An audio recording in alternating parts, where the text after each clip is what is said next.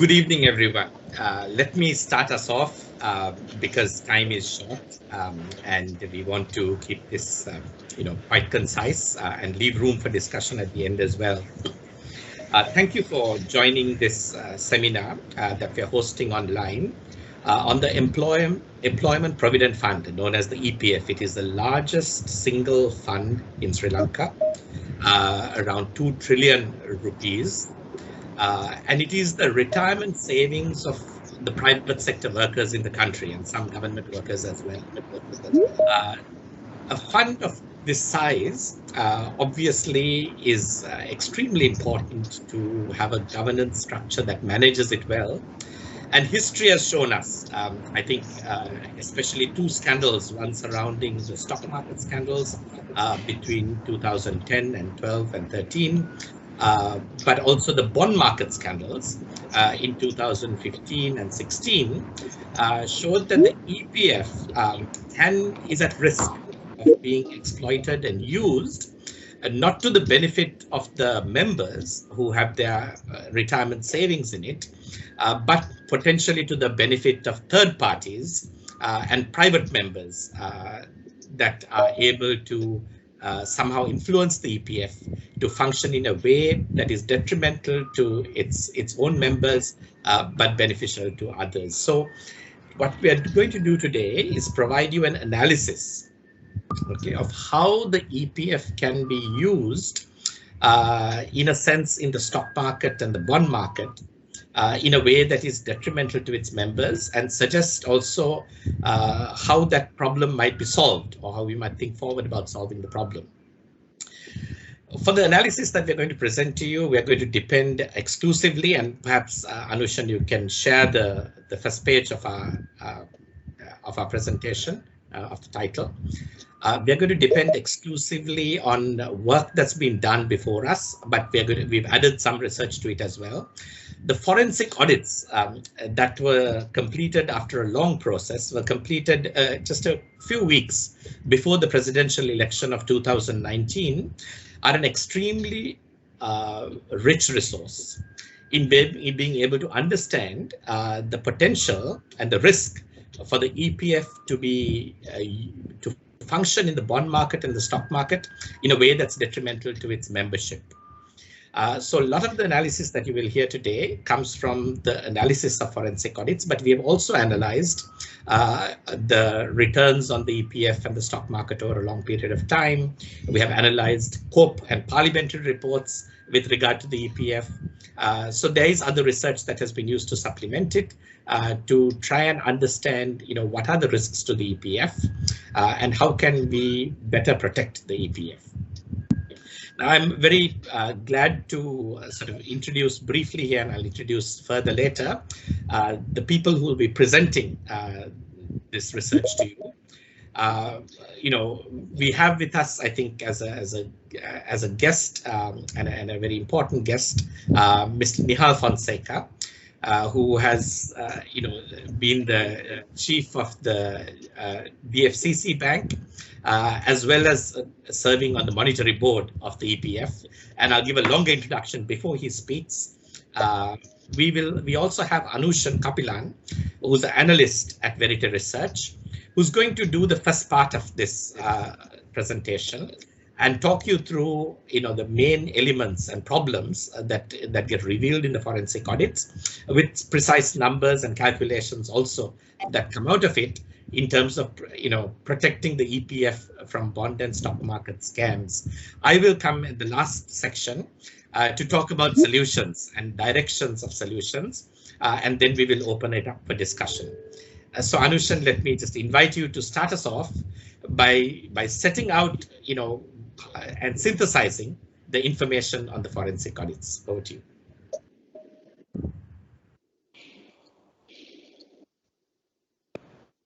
Thank you, Nishan. I hope I'm being heard. So let's start.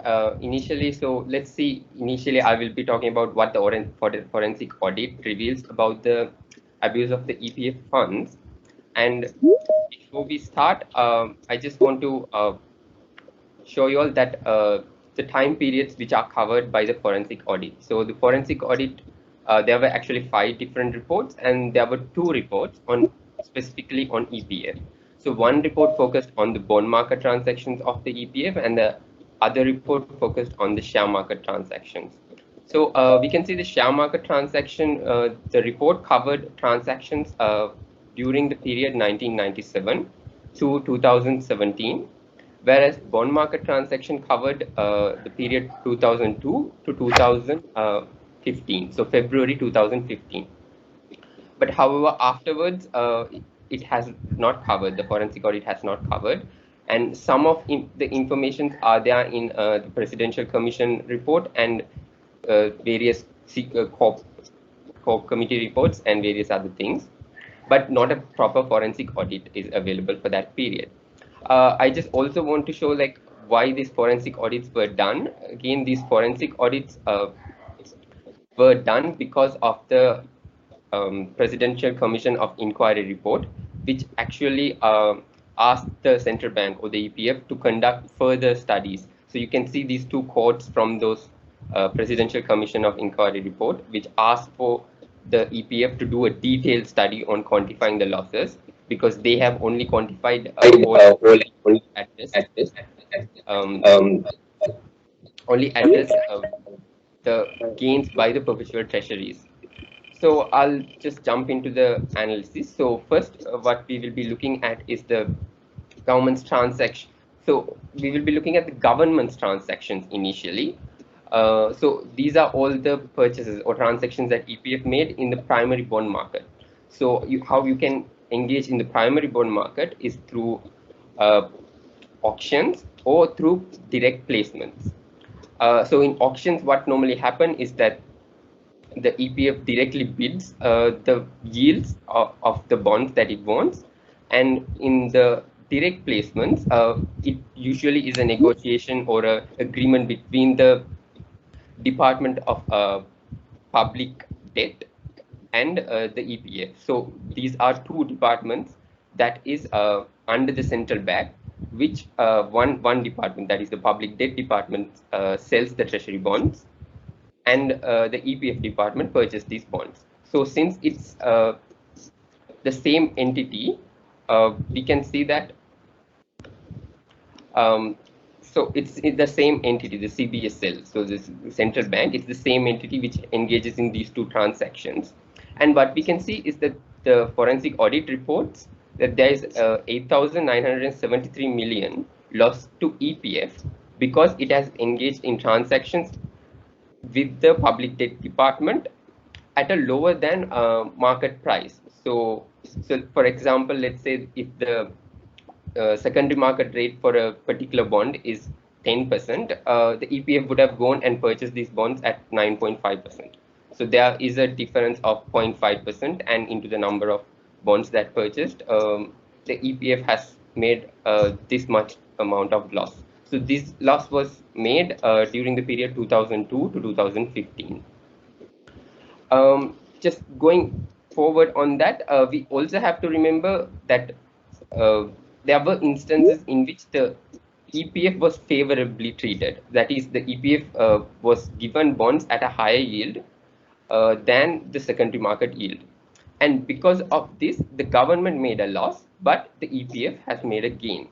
So we can see that EPF has, in such circumstances, made a gain of 6,417 million.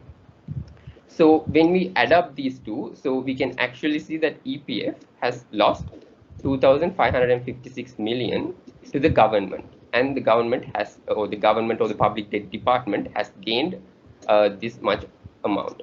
So this is one particular irregular transaction that the forensic audits highlighted, and we can see the gain of this is the government, or so in this case it's both the public who has gained.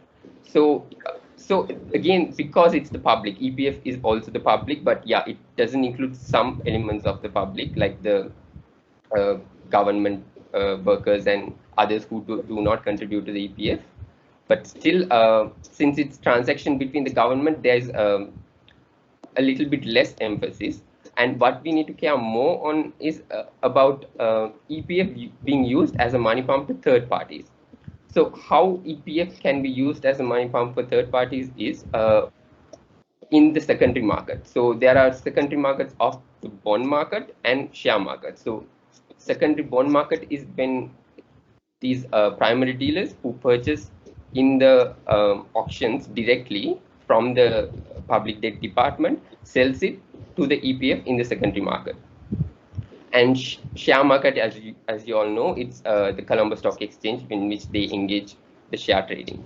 So first, let's look at the share market transactions and how EPF has been used as a money pump for the private investors in the share market. So what we can see is that there are various different losses that has been reported. So the main one is that the EPF has actually lost 9,470 million in the share market. So the forensic audit highlights that in the EPF has lost this much amount, which has been impaired or realized. So that only means that these are shares or the investments which EPF has realized that they will never be able to gain. So for example, like when EPF invested in Sri Lanka Airlines, the EPF invested actually 500 million in Sri Lankan Airlines. But at that time, the airlines itself didn't have any worth. So currently, the Sri Lankan Airlines is actually having a negative net asset value. So there's zero value to the value of that company. But so because of that, by realizing that, the EPF has impaired or realized those losses. So that is how much is like in listed equities, they have made a loss of 9,470 million. And in unlisted equities, they have made a loss of 389 million. But what is also that is important is that these are only impaired or realized loss. There's so much of unrealized loss, but we really cannot put a value for that because it depends on the market. So for example, that is the mark to market loss. So we can see, for example, that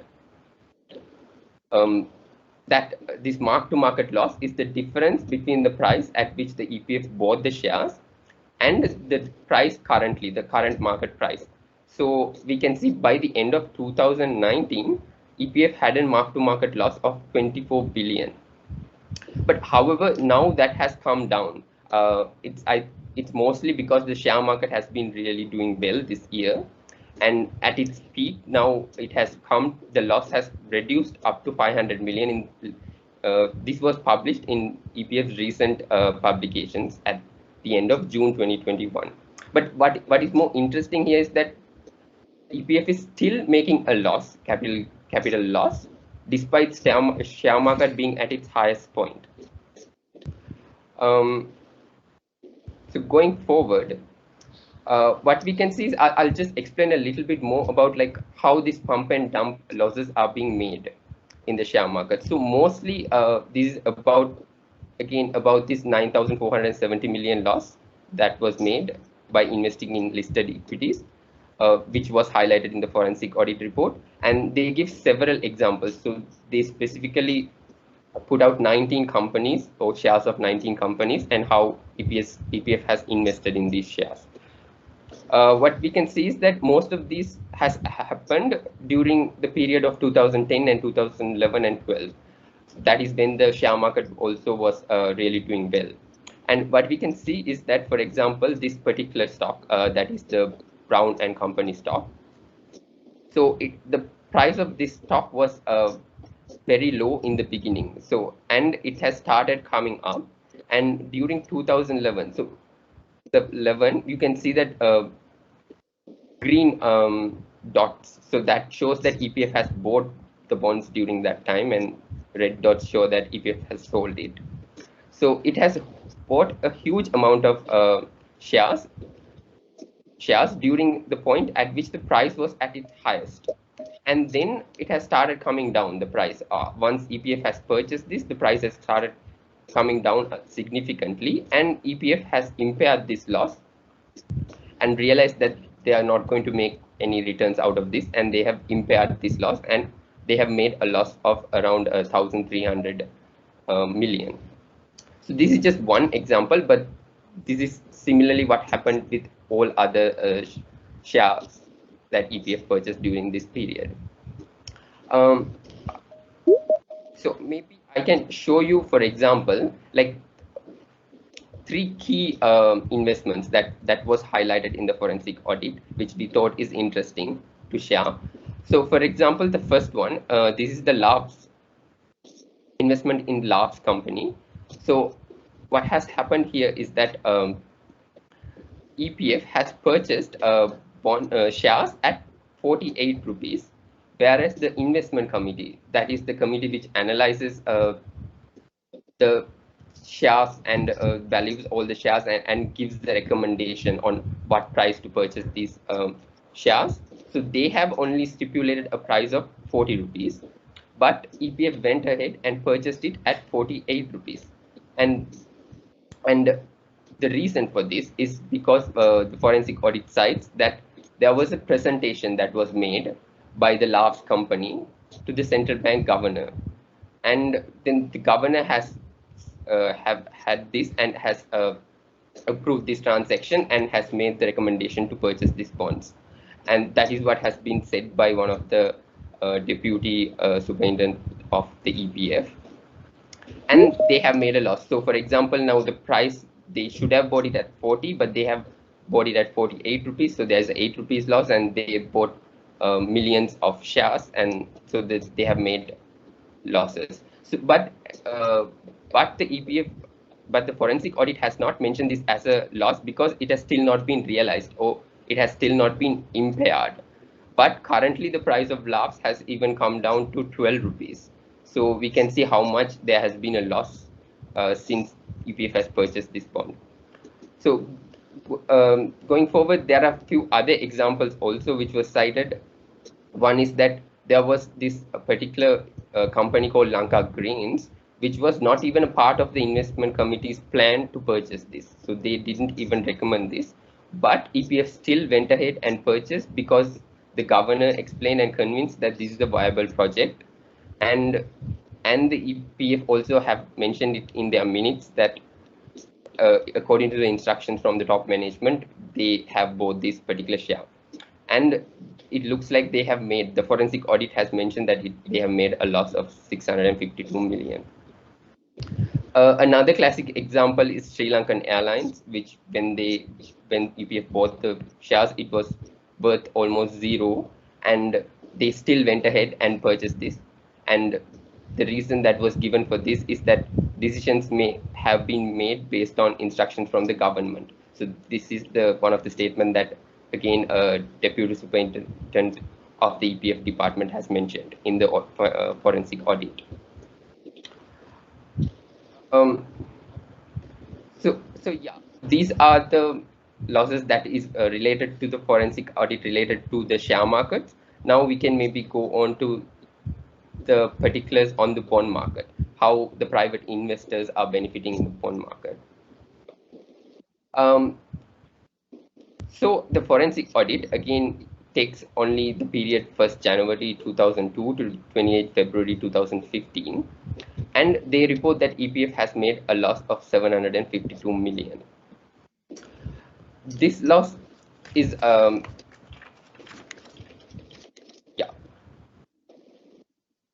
so this loss 752 million has mainly been incurred, like 90% of the loss has been incurred during the period 2013 and 2014.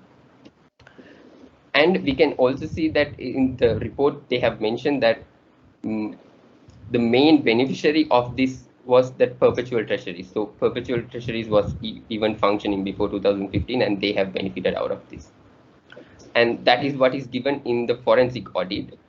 And since the forensic audit really does not go beyond 28 February 2015, we really don't know how much is the exact total loss of EPF afterwards, but one number that everybody cites is this 6,400 million rupees that is mentioned in the Presidential Commission of Inquiry. So they mentioned that this is the total gain by the perpetual treasury. So by going through the perpetual treasury's annual reports, they have come out and mentioned that there was a profit of this much directly when purchasing bonds from EPF. But there's no, like, again, there's a period that this period only covers till 31st March 2016. But we also have data that the perpetual treasuries has been engaging with EPF even after that.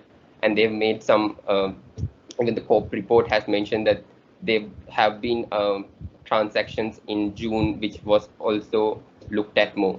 But it is really not covered during this. So what we can see from this is that this, again, these loss details are not fully revealed to the public, and the forensic audit just really does not cover much on this. So that comes to the major problem of EPF, that is that it does not really provide information to the fund holders to make it accountable, because we only know all of these losses because a forensic audit was done. And this forensic audit was also triggered by various other things like Presidential Commission report, the COP committee report, and just because it was released to the press that there has been mainly through the bond scam that happened, it came up. But the people should be able to, like, we shouldn't be relying on the forensic audits to be happening to get this information. EPF in their act, which was enacted in 1958, mentions that they should publish these two key informations. So one information is the annual report. So this is generally during the period in which they should report the annual, they should publish the annual report. And they say that within the 3 months of the end of the year, that EPF has to publish an annual report. But what we can see in reality is that only the annual report for 2016 is still available in the EPF website, and the annual reports for the following years are not yet available. And what is available in EPF website is just a financial statement, which is just a one-pager, which really does not which is really not useful. And also they ask for another particular set of information, which is they ask for a statement of income and expenditure, statement of assets and liability, and a statement of investments showing the face value, purchase price, and the market value of each investment. So each and every investment they should report in their annual report,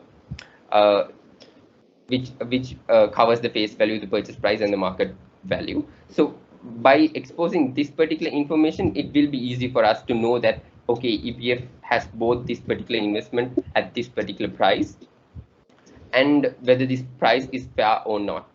So this is an information that will be very useful to know that whether the EPF transactions are actually fair or not. But unfortunately, the EPF does not really release detailed information on this. And at Verité, what we did was we filed an RTI asking for exactly the same information. We filed our RTI in 2017 May, asking for all the bond market transactions of the EPF. And what happened afterwards is that, like, in short, like, we never got this data from the EPF, because so initially we filed the RTI in May 2017, and it went to the RTI Commission, because the EPF rejected our application and said they cannot provide this information. And after one whole year of hearing, in November 2018, the RTI Commission actually favored with us and said EPF to release this information, as it has to be anyway released through the annual report, and this is a very important information. But still, the EPF or the central bank really did not follow with the RTI Commission's order, and they went ahead and filed an appeal to the court.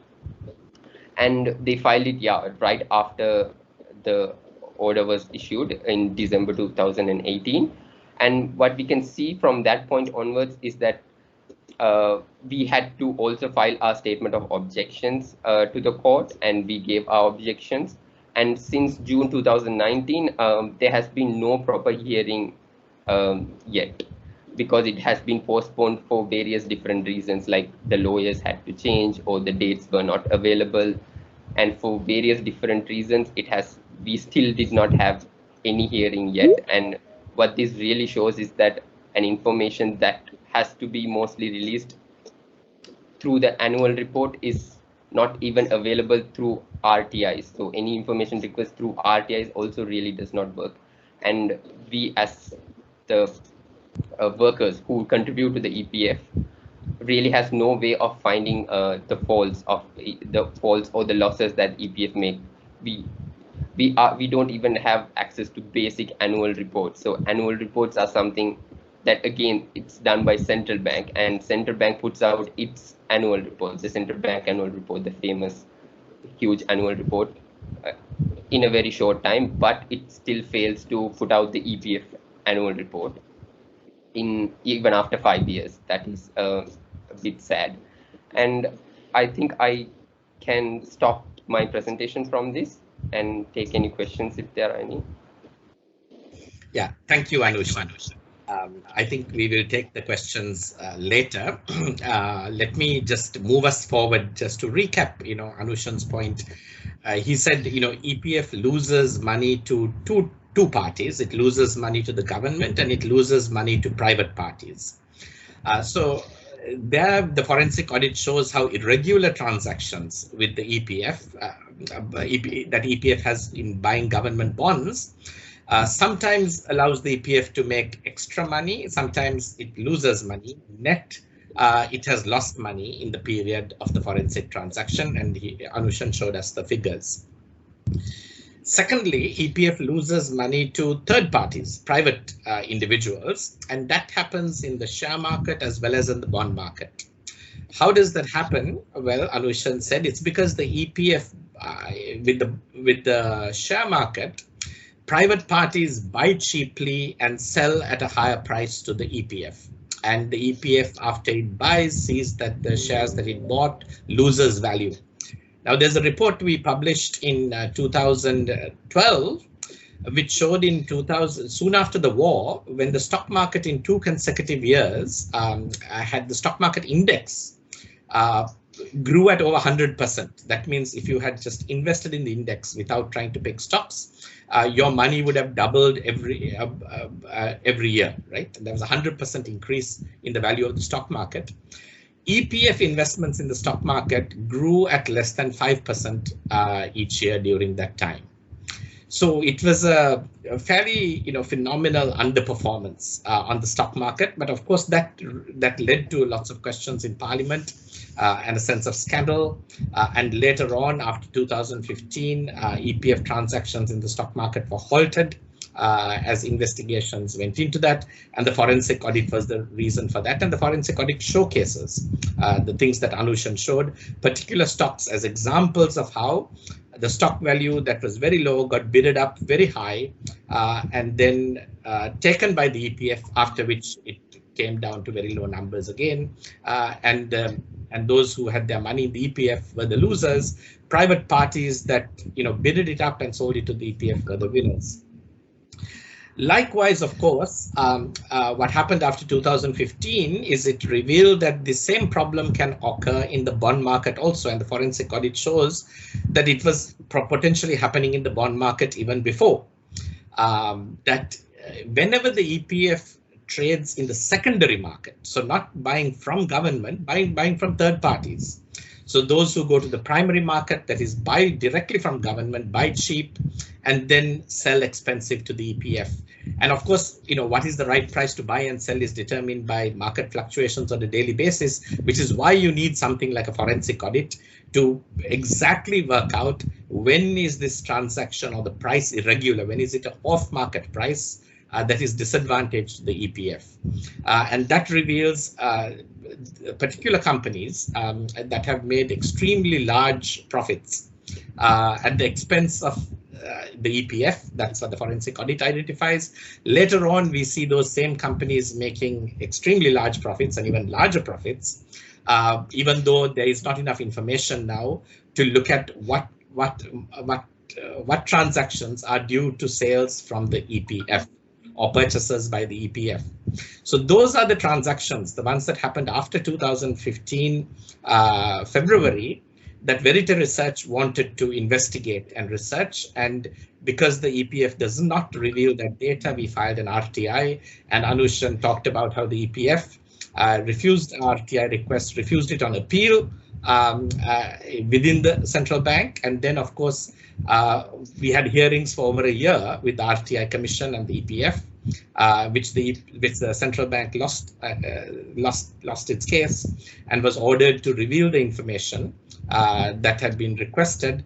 But at that point, the central bank utilized another device that is available, that is to go to the Court of Appeal and appeal the judgment of the RTI Commission. And it is now in that appeal process, and it will, that, as you know, it's a very long process, and that continues. So, of course, the central bank can, of course, at any time decide to reveal this information, which is in the public interest, which allows everybody to understand to what extent the EPF may have been compromised in the transactions that favor third parties in the secondary bond market. So, of course, given that the 2015 on period is where we don't have enough data, and many steps were also taken to try and improve the governance of the EPF, I think we are very privileged to have with us, speaking next, and I'll introduce him, Mr. Nihal Fonseka, who has had a long career in financial services from 1976 to 2020 in Sri Lanka and overseas after graduating from the University of Ceylon. He served as the Deputy Country CEO of HSBC in Sri Lanka from 1989 to 1999 for 10 years, and as CEO of DFCC Bank from 2000 to 2013. He has also been the chairman of the Colombo Stock Exchange from 2005 to 2009, and as an appointed member of the Monetary Board of the Central Bank from 2016 to 2020. He was also past chairman of the Association of Development Financing Institutions in Asia and the Pacific, and he currently serves as an independent non-executive director and chair of audit committees of the boards of listed and unlisted companies. Nihal, thank you for being willing to join us and share your experience and interest in improving the governance of the EPF, for which you had a role to play, and some insights on what was done and what can be done from the privileged or vantage point of being a member of the Monetary Board. Of course, you can't speak to any specifics of Monetary Board discussions or transactions that happened with the central bank, but thank you for being willing to share with us at a conceptual and even a practical level what you feel might be important in helping to protect the EPF from the kind of stock market and bond market scams that have been revealed by the forensic audits that have been sort of, very succinctly summarized by Anushan. So over to you.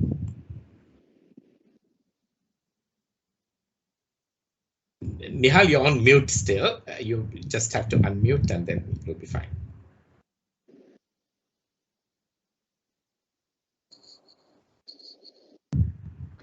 Thank you, Nishan and Verité for inviting me to this webinar. At the outset, as you mentioned, I wish to say that I will not comment on the specific transactions that was referred to in the forensic audits, which was presented by Anushan. But I will comment on the processes and control shortcomings that were identified in the reports, as well as in other inquiries that the central bank itself made, and the remedial measures that were taken or were being implemented at the time I left the Monetary Board in 2020. Now, what I'm speaking about, the processes that we implemented is in the public domain, and at various points in time, we reported on these to COPE. I think the then governor as well as other officials have told what the additional safeguards that we were taking were. So there's nothing really secretive about it. But I think it is a good opportunity to put them all in one place and sort of crystallize all of them here. Firstly, let me tell you some of the contextual matters as well as some misconceptions before I get on to that part of my presentation. Now, as we have already said, the EPF is by far the largest investment fund in Sri Lanka. It will have a disproportionate clout in the capital markets if it is allowed to operate without a carefully crafted investment framework, and not only distort the capital markets, but even possibly the monetary policy transmission. So the first point I want to make is that the central bank is actually caught in between a rock and a hard place when it comes to managing the funds of the EPF, which it undertakes as one of its several agency functions. According to the literature that I have seen, this function was resisted by the central bank at the time the EPF came into being in 1958, I think, because I think it was realized that having EPF under its wing meant that the monetary board and the officers of the central bank had responsibility for three conflicting things.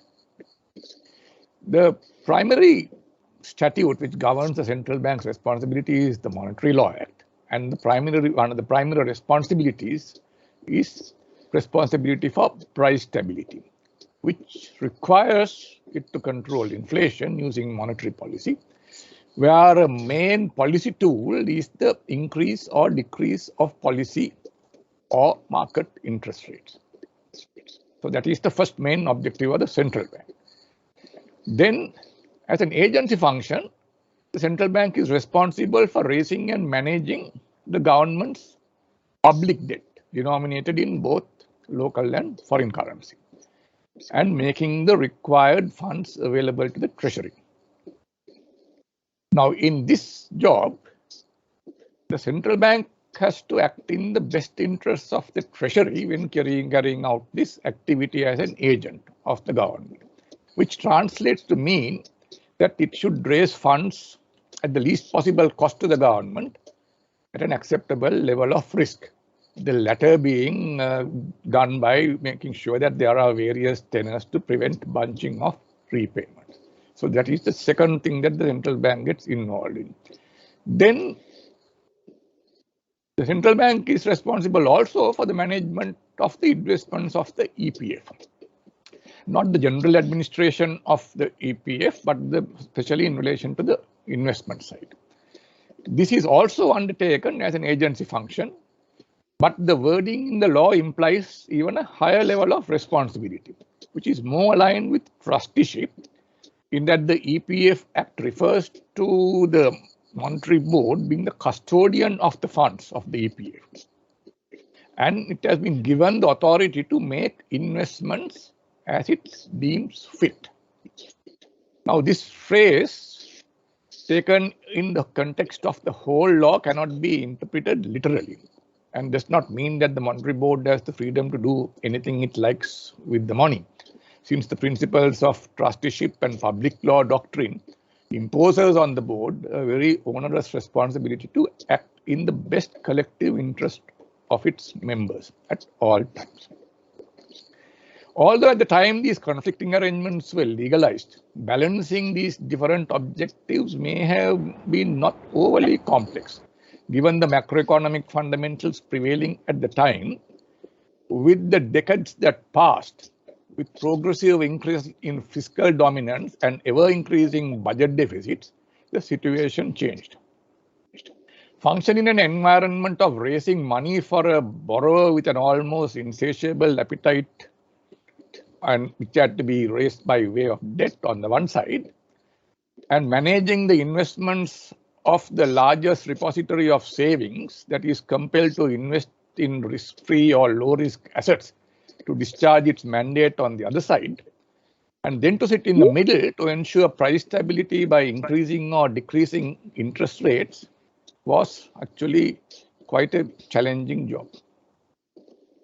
I must add that these conflicts that I mentioned primarily related to the investments and the debt raised through in securities, in fixed income securities such as treasury bonds, and it required a carefully drafted and diligently implemented set of controls, checks and balances to avoid problems. Now, what the forensic reports, audit reports, as well as other investigations show is that there were insufficient controls, and even what was there was not properly implemented. There are conflicts that arise from equity investments as well, which I will refer to a bit later on. Then there are some misconceptions that also need mentioning. The first is that there is a belief, even at the highest levels of the public and political administration in Sri Lanka, that the EPF is a state entity and a state fund. I think it was alluded to in the earlier presentation that it is in fact not so. It is under an act of parliament, and the state takes responsibility for certain administrative arrangements relating to the fund. But however, the fund itself, by which I mean the members' money, are not state funds. They are monies held in trust for members by the monetary board. Thus, there is a distinct difference between the EPF funds and, say, a state-owned enterprise such as a state-owned bank, where those respective laws of those entities provide for the ministry to issue certain instructions relating to their activities. So the EPF is clearly a different animal. The second misconception is that every loss is a fraud or a scam, which is not the case. In any investment activity, there is some degree of risk that could be specific to the financial performance of the investee or arising from other circumstances. The market cannot exist unless investors accept this. Now, with regard to investments in government rupee bonds to be held to maturity, the reasonable assumption is that the government won't default on those, and therefore you will realize the face value of the instrument at maturity.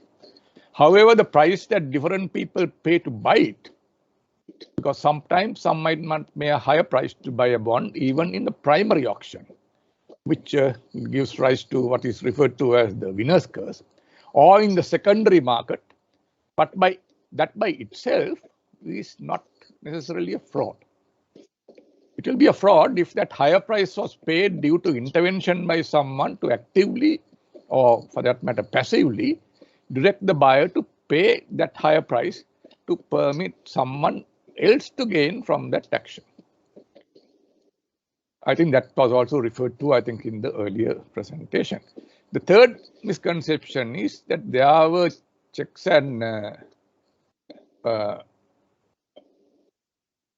there were no checks and balances relating to the investment activities of the EPF, which is also actually not correct.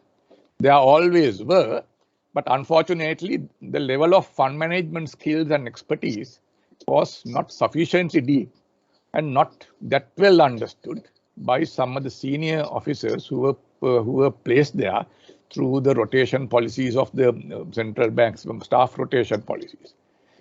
In fairness, the EPF have attempted to build up those skills in the 1990s by recruiting a group of CFA qualified persons, but the initiative had been dissolved due to resistance from some unions and other internal factors. So while there were shortcomings in the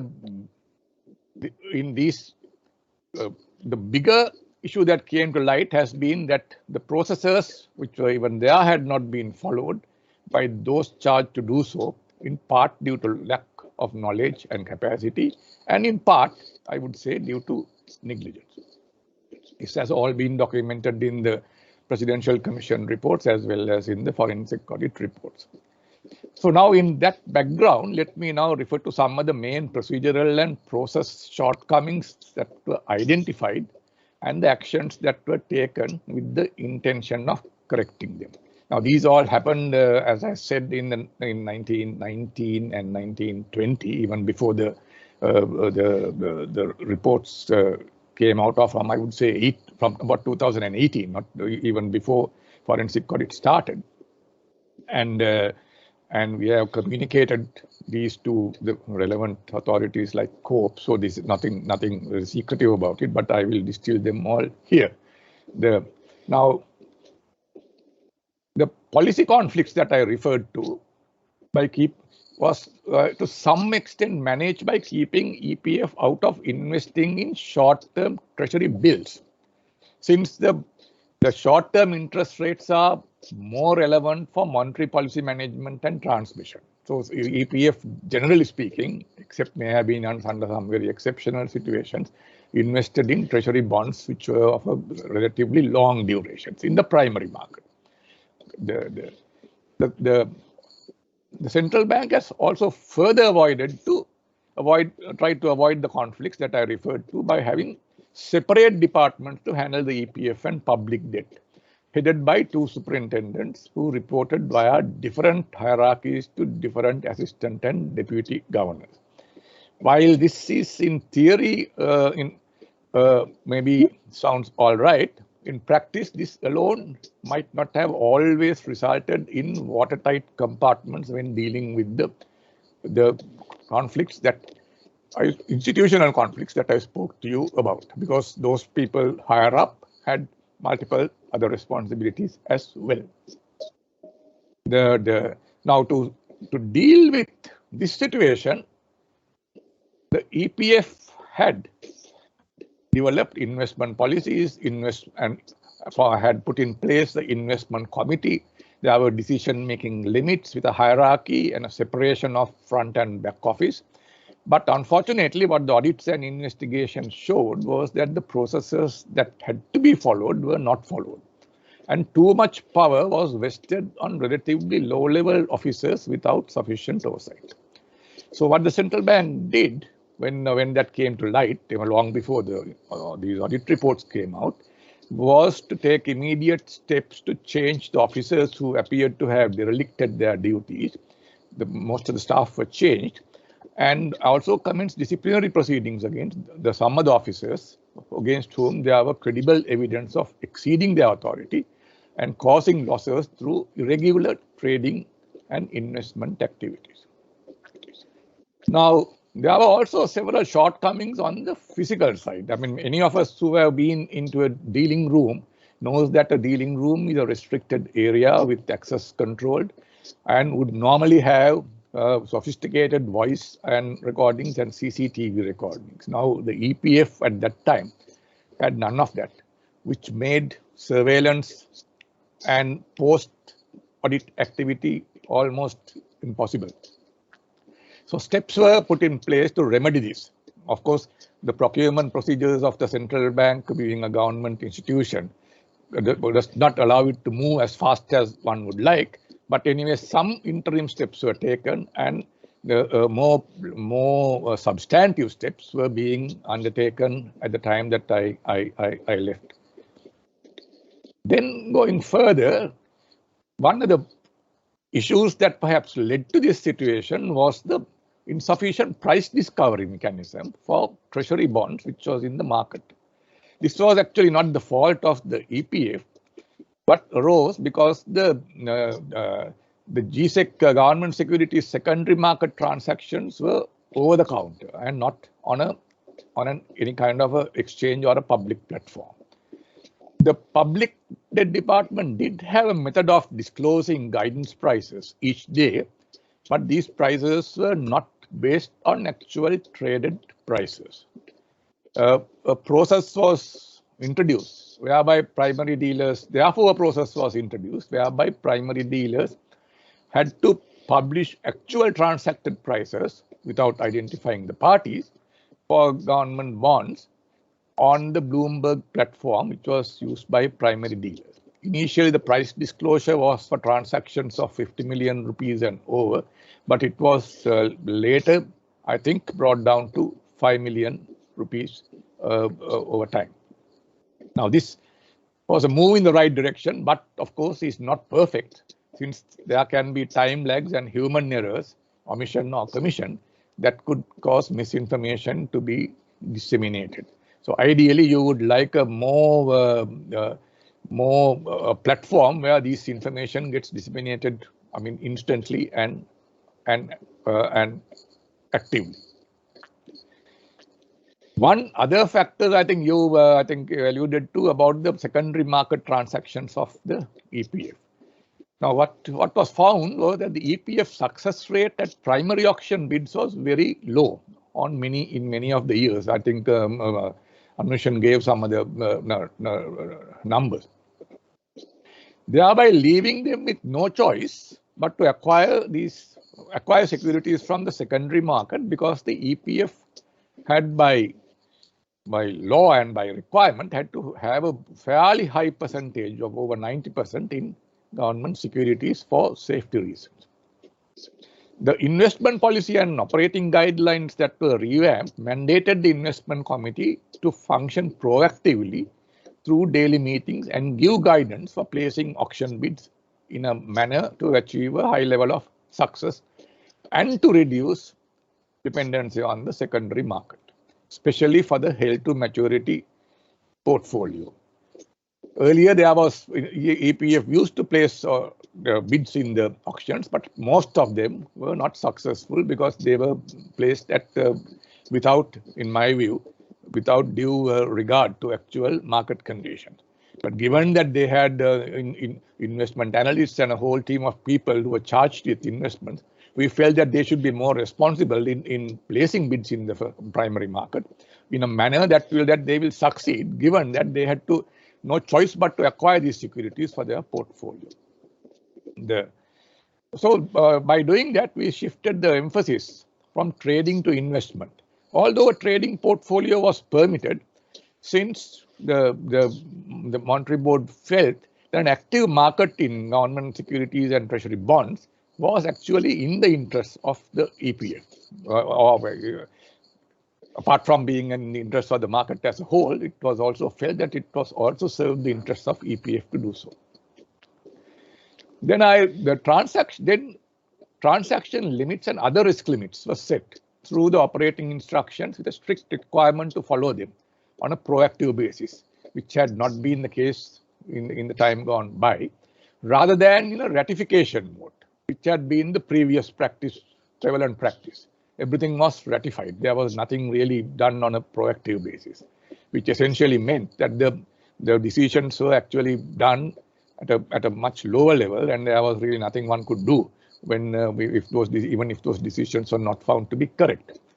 The middle office was strengthened to check compliance and also check off-market transactions using various reports that were available or newly designed for this purpose. There was a lot of information that could be gathered through various systems, and we put in place a mechanism. I don't think everything was completed by the time I left, to actually improve the amount of management and analytical information that is available to the EPF. The one other important thing was that the fund management activities of the EPF were brought within the internal audit universe of the central bank. Previously, there had been a misconception that the EPF had its own outsourced internal audit function, which was true, but without realizing that its scope was limited to verification of member payments. And actually, they had no involvement over fund management activities. So, like every other department of the central bank, the EPF was also brought into the audit universe of the central bank, and certain audits were commenced during 2019. Then the document retention, especially computer records, were strengthened throughout the central bank and also in the EPF. Now, there was no proper policy at the time for the retention of computer records or emails, and this came to light even has been pointed out in the audit reports as a limitation, and greater control over the retention of emails, including placing of litigation holds where appropriate, were introduced. The Then this again is not a measure taken by the EPF, but the primary issue of bonds was reverted from the pure auction method adopted after 2015 to a hybrid auction and placement mechanism. However, unlike in the pre-2015 period, the direct placement of the government securities through bilateral transactions was done away with. And when an auction was not fully subscribed, primary dealers and EPF were required to participate in fixed price volume auction with a first refusal allocation linked to auction success. This eliminated the issue of securities by public debt department with differential pricing to market participants. So there was much more transparent way of allocation as well as pricing. Then central bank established a new risk management department, which provided independent input to the revised and revamped investment policies and guidelines of the EPF before these were approved by the Monetary Board. I recall a lot of interactions that happened between the two departments, healthy discussions and arguments, but finally there was a consensus reached and it was they were approved by the Monetary Board. And there was a mandatory annual review of all operational manuals and policies and a sign-off by the deputy governor in charge for any changes incorporated, or he had to sign off on to the effect that the review has taken place and there were no changes unnecessary. Because we found that some of these procedures and manuals are very outdated, as I mean the dates are given in the forensic audits, as you can see. Some had been quite outdated. Then in relation to the issue of on the bond issues as well, where an advance notice calendar and rationalization of the ISNs to be issued was introduced, and ad hoc auctions were done away with, which also assisted the EPF to organize its activities. Then code of conduct for staff involved in investment management activities was introduced, which was separate from the general code of conduct for central bank employees, which imposed certain restrictions and disclosure requirements on activities on investment activities. So these are not all, but these are some of the main steps that that have been embarked on, and some of these were actually work in progress, and I presume continued even after I left. But I cannot vouch for that. But so there's quite a lot that happened. Now let me just go to the investment in the equity investment side. Now with regard to equity transactions too, there were several adverse findings as already presented.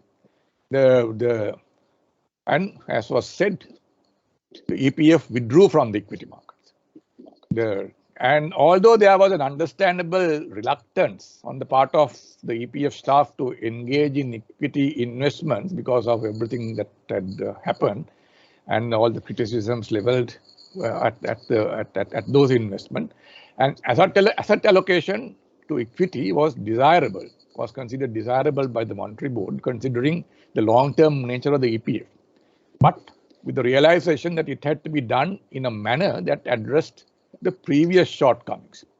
Now, to this end, the EPF and the central bank took note of where things went wrong and took certain strengths to strengthen the processes and controls and the governance before we re-embarked on equity investments in a limited way. And I think that process has now got some maturity and has got expanded from what I see from what has been disclosed by the EPF.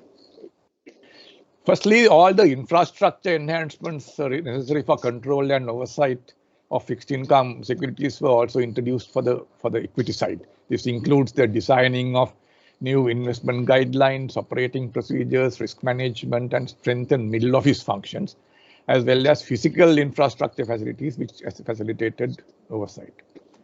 The investment committee role was strengthened. IC was required to select the eligible equities through a formal process of assessment and obtain prior clearance of the Monetary Board, but actual trading decisions thereafter to be taken by the investment committee and executed by traders. Then there is a monthly progress report to the monetary board. But now this is not necessarily new. Because these things were there earlier, but unfortunately not necessarily followed, and various people at various levels had taken liberties with it, and perhaps and some occasion put it up for ratification, and some other occasions had not even bothered to do that. So, but basically this was strictly enforced.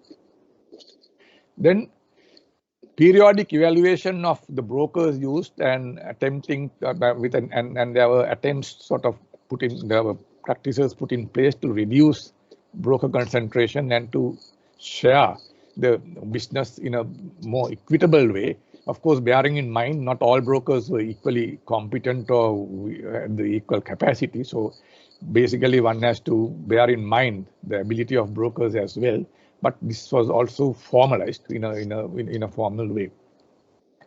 The one other important thing that we done was we made EPF a passive investor and not an activist investor. This was on the basis that as a conservative investment fund with widely dispersed beneficial owners, a prerequisite for investment was confidence in the management. And because if the fund did not have confidence in the management, they had no business in investing in that entity in the first place.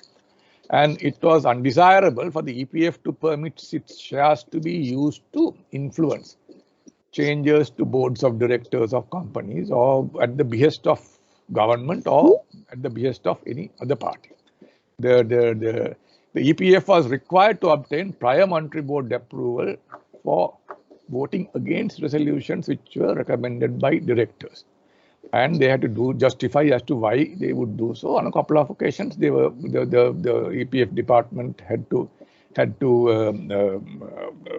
did so, and the monetary board did decide, I think, to vote against certain resolutions. But there was a process brought around it, because whereas earlier there were these decisions were taken at a much lower level and influenced by various people, both inside and outside the central bank. While there was this argument which was sort of going on that EPF should not invest in shares of regulated financial institutions, because that in itself created a conflict, because the central bank was the regulator of financial institutions as well, and was also responsible under the law for financial system stability. This is actually the fourth conflict, which is specific to this issue, which on top of the three other conflicts that I mentioned. However, one cannot completely disregard that financial institutions are a significant component of the listed equity market that have time-tested track records, despite various ups and downs on a temporary basis. At least many of them have had time-tested track records. And by completely ignoring this system, the EPF could and possibly will fall short of serving the best interests of its members. Now, this reinforced the requirement to be passive investors in financial institutions, undertaken on a proper analytical basis rather than with the intention of controlling them. So basically, the passive investor thing was reinforced through this requirement of investing in financial institutions. Then one of the other things, I mean, the reference was made to the delay in submission of information for the public domain. I won't comment on the RTI matter, but actually the law requires the central bank to provide the financial statements audited to the minister, who in this case is the Minister of Labour. And I can assure you that all that was done in a timely manner. The publication of the annual report is actually a matter undertaken by the Minister of Labour, who then submits it to Parliament. Now that process, I agree, has taken a long period of time. So there was this debate going on, which was not resolved at the time I left, whether the full set of financial information could be published at the time when the information was submitted to the minister. But there was no resolution, and as far as I know, there was some legal opinion pending on that. As to what transpired after that, I do not know. So if that information has not been made available, I can only presume that it was because that it was said that there was insufficient authority for the central bank to do so. But but I would say personally, from a point of view of good governance, the sooner that information is made available, the better. But then there are some things where the legal provisions take precedence over what might be good practice. Okay, now what I have said is not an exhaustive list of things that have been done or being done on the basis of the fund which is continued to be managed entirely within the central bank. One should also bear in mind that while processes can be defined and ITB system controls also can be introduced, there is still a high dependency on humans for the adherence to and governance relating to those processes. And on this journey, there is much more work that needs to be done.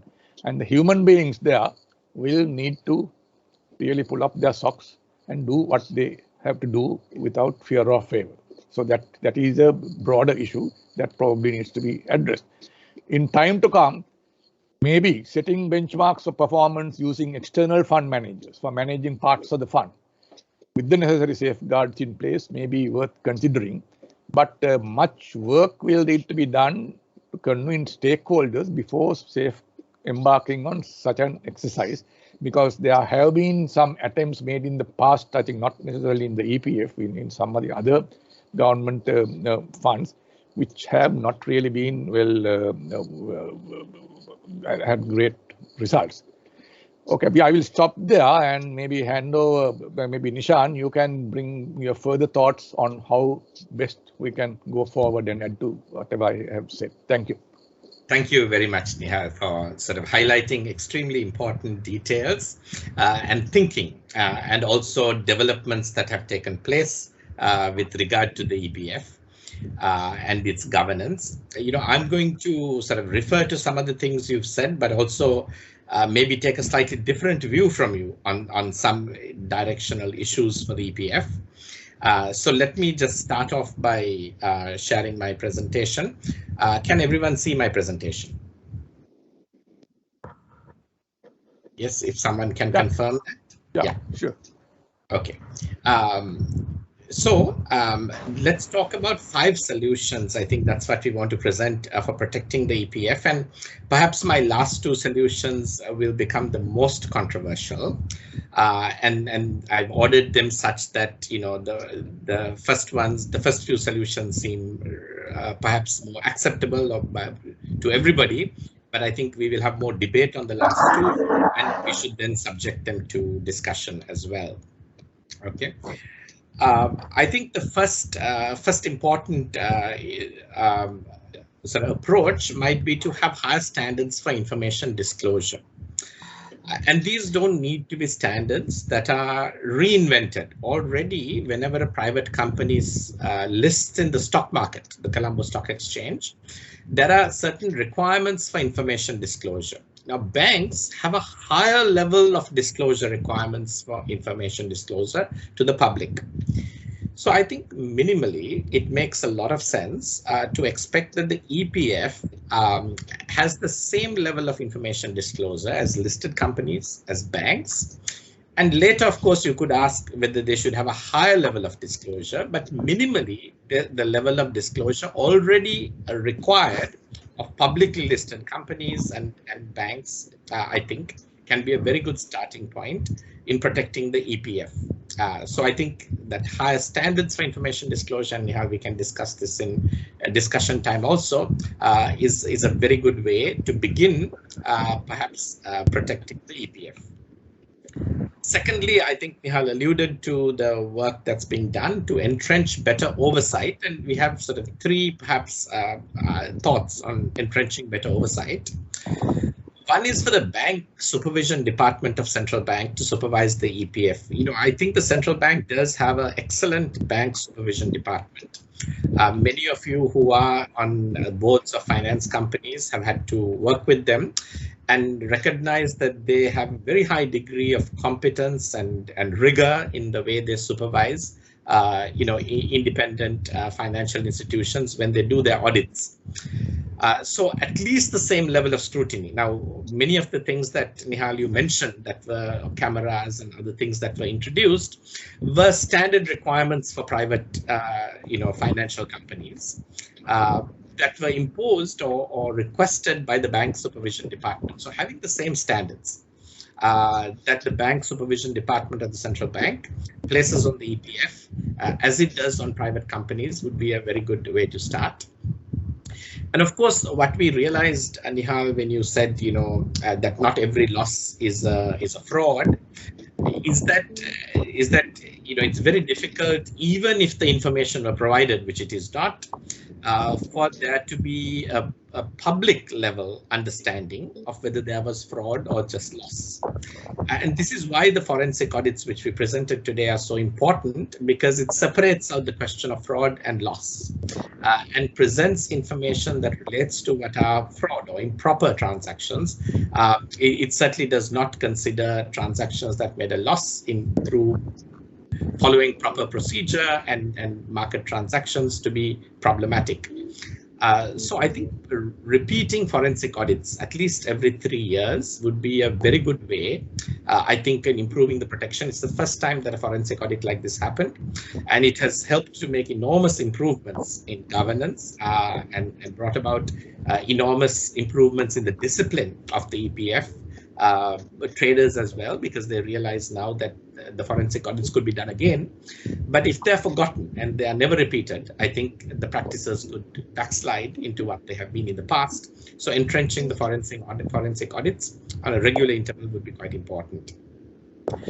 I would say a third way to entrench better oversight is to ask the EPF to have public hearings, to present their numbers, to present the annual reports. I think it is unacceptable for the EPF to simply say, oh, it's the fault of the Minister of Labour that its annual reports are not out.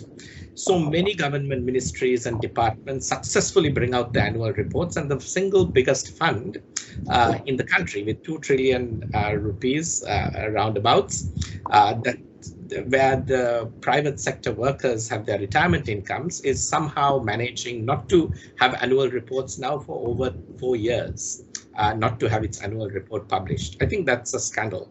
And having public meetings and entrenching public meetings in which the EPF has to actually be accountable to the public and explain to the public those things that have come out may be a very important way. I was on the Public Utilities Commission for a while, and we were required to have regular public meetings, and we had about 1 or 2 a year at least.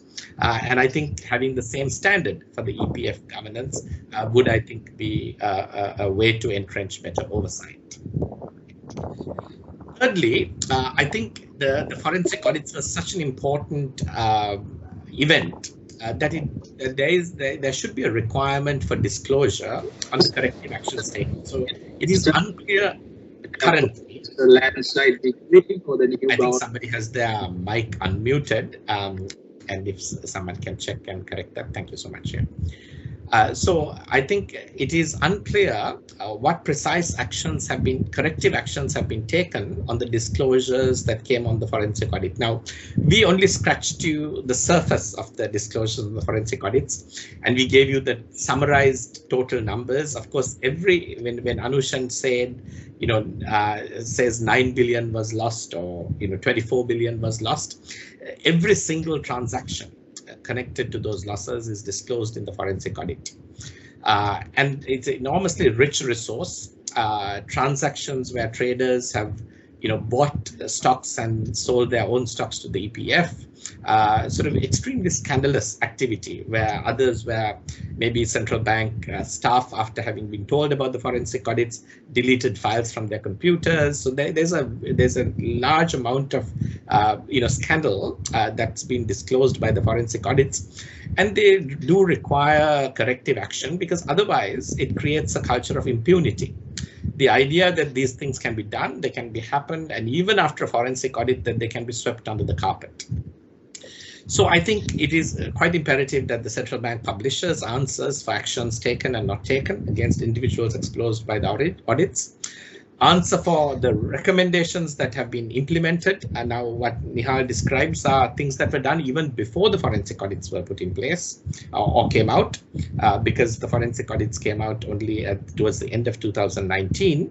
But really the forensic audits do suggest, have other recommendations that then should be something that should be disclosed as to what the central bank's actions are. And I think the only way to perhaps get, get proper accountability on disclosure would be for Parliament to call the EPF to explain itself on a regular basis. So the Committee on Public Enterprise, COPE, calls many government institutions to account.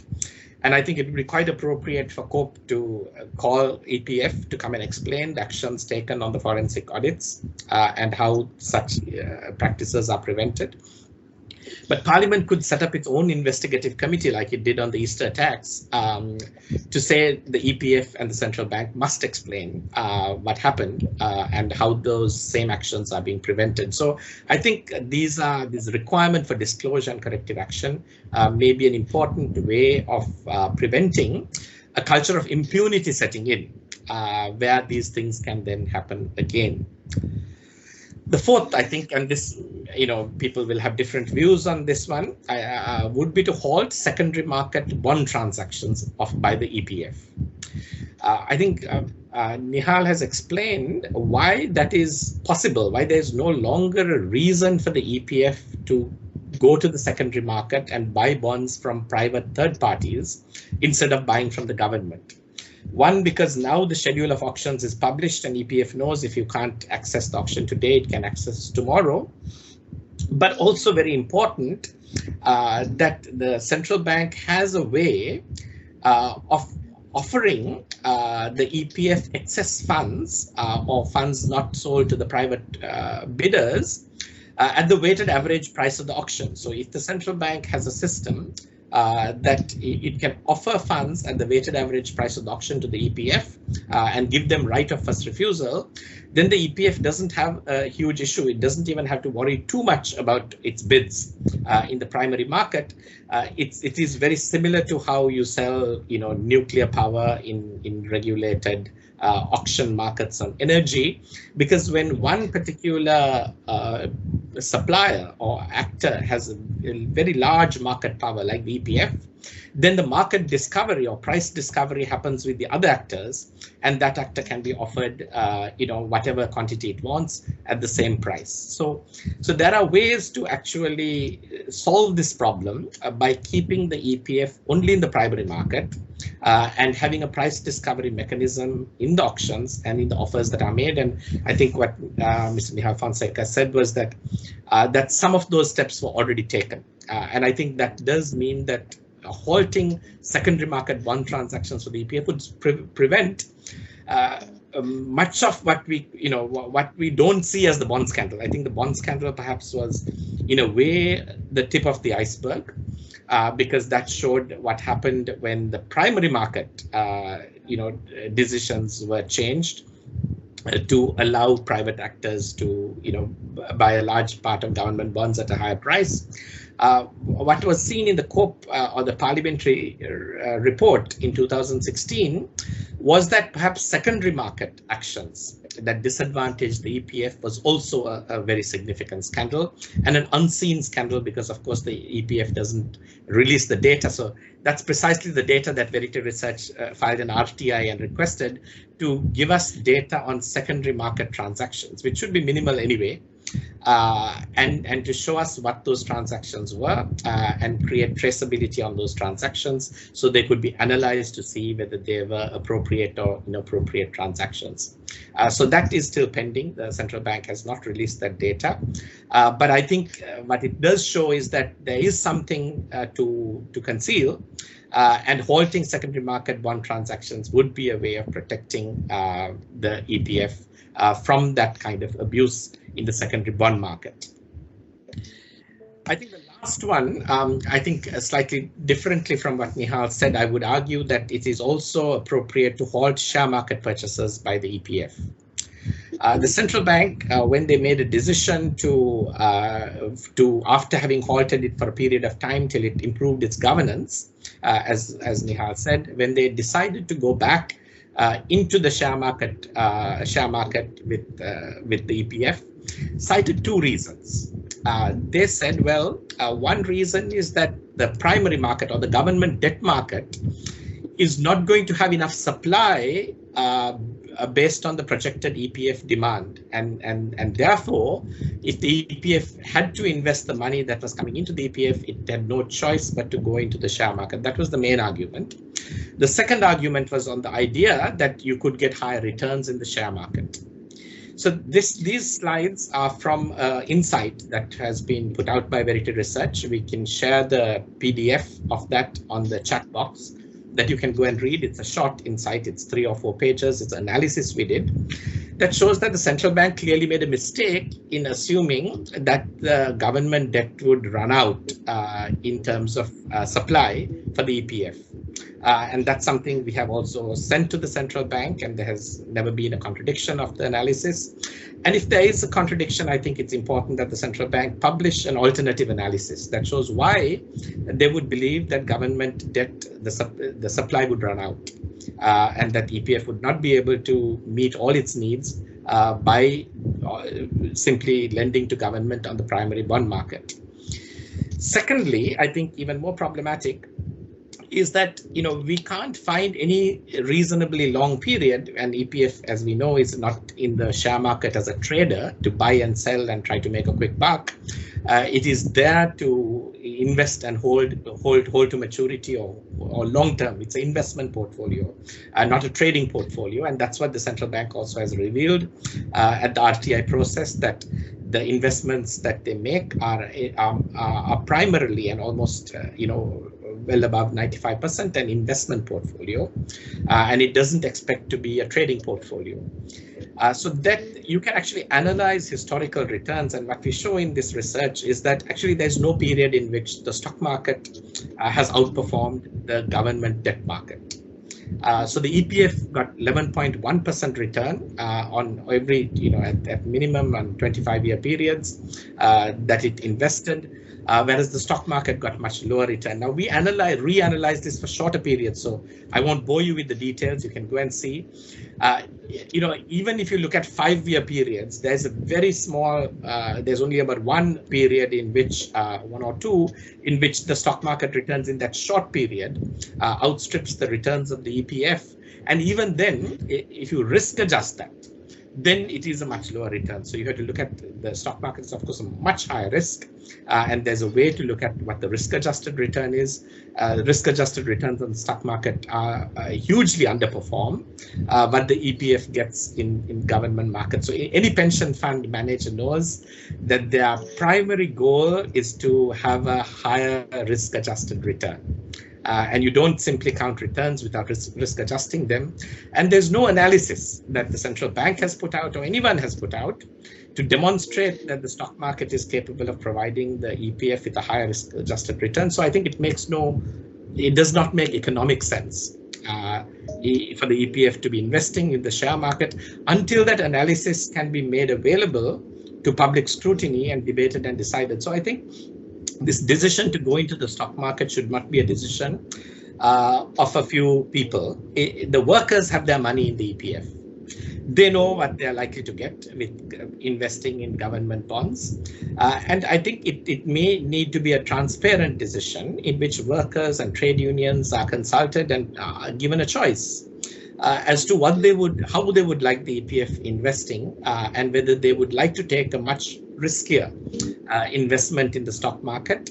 And then they need to be allowed the opportunity to scrutinize the analysis of the central bank as to why it thinks that risk-adjusted return in the stock market is greater than investment in government bonds. And I think it has to be a consultative, informed, analytically sound decision if the EPF is to go into the stock market. Until then, the risks of the pump and dump type of arrangements that we saw exposed by the forensic audit are possible again. And as Anushan said, even in this current scenario, we will see again the problems of 2010-11, that while the market performs extremely well, that the EPF performance in the stock market can be relatively quite poor. And that is why protecting the EPF, I think it would be wise until the analysis can be presented and justified and agreed to by workers to halt share market purchases of the EPF as well. So that brings us to the end of our 5 solutions, and we will open it up for discussion. Just to let you know that up to now we have recorded this discussion so that that it can be made available later to those who want to listen to it. But when we go into Q&A, we will stop recording. So the question, those who ask questions will not be on record, and the answers given to the questions will not be on record either, just to create an environment in which you're free to discuss your ideas and ask questions, and you're not speaking onto a recording that anybody will hear after that.